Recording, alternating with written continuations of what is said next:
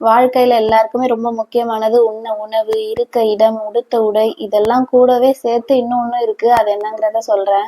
இன்னைக்கு அதுக்காக தான் கடைக்கு போயிட்டு இருக்கோம். நீங்களும் கூட வாங்க என்னன்றத காட்டுறேன். யாராவது கெஸ் பண்ணீங்களா நான் என்ன சொல்ல வரேங்கிறது? அப்படி கெஸ் பண்ணியிருந்தீங்கன்னா கமெண்ட் செக்ஷன்ல சொல்லுங்க. வேற எதுவும் இல்ல, நேரம் தான் சொல்றேன். அதுவும் நல்ல நேரமா இருந்தா போதும், கூரைய பிச்சுக்கிட்டு பட்டைய கிளப்பிக்கிட்டு கோபுர உச்சியில போய் உட்காந்துருப்போம். நேரம் மட்டும் நல்லா இல்லைன்னா கோபுரத்துல இருக்கவங்க கூட குப்பைமேட்டு கொடி வந்துருவோம். என் நேரம் சரியில்லை அப்படின்னா நான் தானே சீர்படுத்தி ஆகணும். அதனாலதான் இன்னைக்கு காலையிலே கிளம்பி போய் பக்கத்துல இருக்க வாட்ச் கடையில போய் என் வாட்சை போய் கொடுத்துட்டு வந்துட்டேன். ஒரு வாட்சுக்கு 3 வாட்ச் வச்சிருந்து என்ன பிரயோஜனம்? 2 வாட்ச் ஓடல, ஒரு வாட்ச் பெருசா இருக்கு என் கையோட.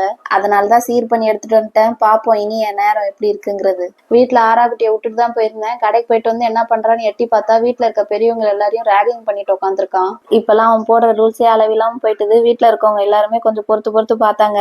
அப்புறம் மாமியே பறந்த மேல போட்டிருந்த குதிரையை தூக்கிட்டு வந்து என் குடுமையெல்லாம் ஆட்டினது போதும், இந்த குதிரையில நீ உட்காந்து ஆடுன்னு சொல்லிட்டு கொடுத்துட்டு போயிட்டாங்க.